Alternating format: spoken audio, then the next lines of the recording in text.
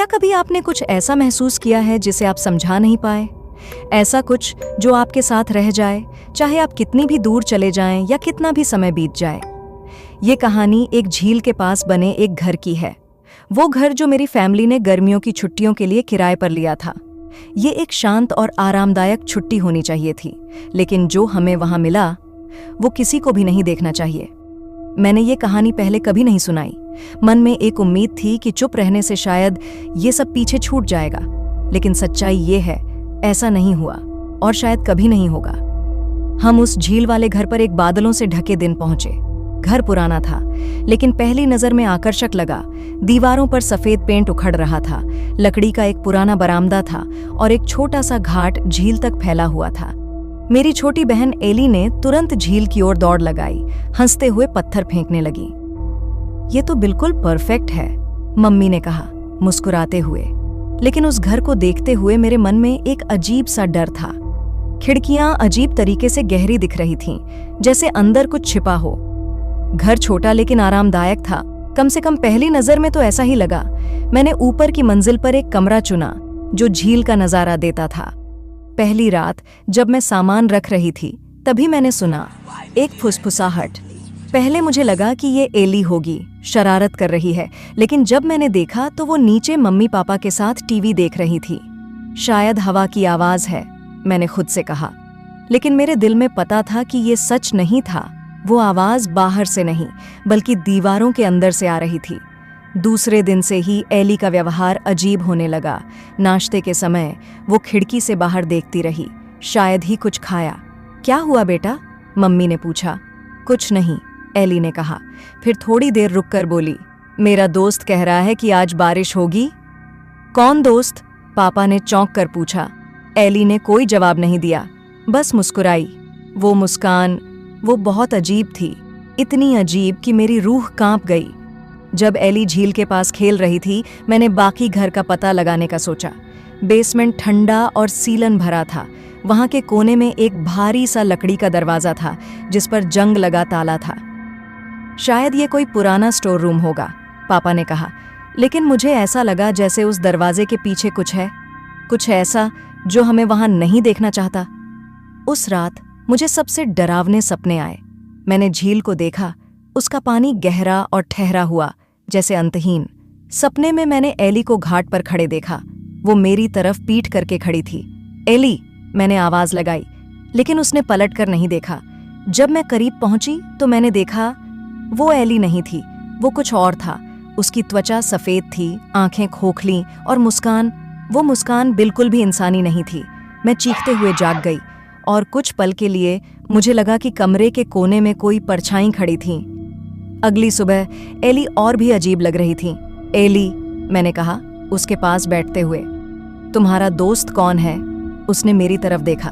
उसकी आंखें बड़ी और ठंडी थीं। वो झील में रहती है, एली ने कहा। वो कहती है हमें यहाँ से चले जाना चाहिए। मेरे रोंगटे खड़े हो गए। वो क्या चाहती है? मैंने धीरे से पूछा। एली मुस्कुराई। वो चाहती है कि तुम दरवाज़ा खोलो। उस रात मैंने पापा को वो दरवाज़ा खोलने के लिए मना लिया। मैंने उन्हें एली के दोस्त के बारे में कुछ नहीं बताया। ताला तोड़ने में काफ़ी वक्त लगा, लेकिन आखिरकार दरवाज़ा खुल गया। अंदर एक छोटा सा कमरा था, लगभग खाली। सिर्फ एक पुरानी लकड़ी की पेटी थी, जिस पर अजीब से निशान बने हुए थे। क्या इसे खोलें? पापा ने पूछा। मैं जवाब देती, उससे पहले एली सीढ़ियों के ऊपर खड़ी दिखी। उसका चेहरा सफेद पड़ गया था और उसकी आंखें नहीं लग रही थीं। तुमने ऐसा नहीं करना चाहिए था, उसने कहा। उसकी आवाज गूंज रही थी, मानो कई लोग बोल रहे हों। सब कुछ बहुत जल्दी होने लगा। घर अचानक हिलने लगा और लाइट्स पूरी तरह बंद हो गईं। बाहर झील अब शांत नहीं थी। उसका पानी तेजी से घूम रहा था और उसमें से कुछ काला भयानक साया बाहर आ रहा था। हमने मुख्य दरवाजा खोलने की कोशिश की, लेकिन वो टस से मस नहीं हो रहा था। ऐसा लग रहा था कि घर हमें बाहर नहीं जाने देना चाहता। तभी वो आवाज आई, गहरी, डरावनी और चारों तरफ गूंजती हुई। तुमने मुझे जगाया है, अब तुम मेरे हो। उस पल मेरी नजर एली पर पड़ी। वो हंस रही थी, लेकिन ये उसकी सामान्य हंसी नहीं थी। ये ठंडी, डरावनी और खाली हंसी थी, जैसे वो अब मेरी बहन नहीं रही। पापा ने एली को पकड़ने की कोशिश की, लेकिन जैसे ही उन्होंने उसका हाथ छुआ वो जोर से चिल्लाए। ऐसा लगा जैसे किसी ने उनका हाथ जला दिया हो। उससे दूर रहो, वो गहरी आवाज फिर से गूंजी। तभी मम्मी को बेसमेंट में रखी उस पुरानी पेटी की याद आई। शायद इसका जवाब वही है, उन्होंने कहा। हम तीनों दौड़ते हुए बेसमेंट पहुंचे। वो कमरा अब और भी ठंडा और अंधेरा हो चुका था। पेटी से कुछ अजीब सा शोर आ रहा था, मानो कोई अंदर से सांस ले रहा हो। पापा ने पेटी खोली। अंदर कुछ नहीं था, सिर्फ एक पुराना काला शीशा। जैसे ही पापा ने उसे उठाया, कमरे में तेज हवाएं चलने लगीं। मुझे नहीं पता कि मुझे ये क्यों लगा कि उस शीशे को झील में फेंकना जरूरी है, लेकिन मेरे अंदर एक अजीब सी ताकत थी जो मुझे वही करने को कह रही थी। जैसे ही मैं झील के पास पहुंची, वो साया एली को लगभग पानी के अंदर खींच चुका था। उसे छोड़ दो, मैंने चिल्लाते हुए शीशे को झील में फेंक दिया। शीशा झील में गिरते ही एक भयानक चीख गूंजी। झील का पानी फिर से स्थिर हो गया और साया, वो गायब हो गया। एली वहीं घाट पर गिर गई, बेहोश। हम अगली सुबह जल्दी ही वहां से निकल गए। एली ठीक थी, लेकिन उसने झील के बारे में कुछ नहीं कहा। वो बस चुप थी और उसकी आंखों में डर साफ नजर आ रहा था। मैंने मम्मी पापा से इस बारे में बात करने की कोशिश की, लेकिन उन्होंने मुझे टाल दिया। शायद वो खुद भी ये सब भूलना चाहते थे।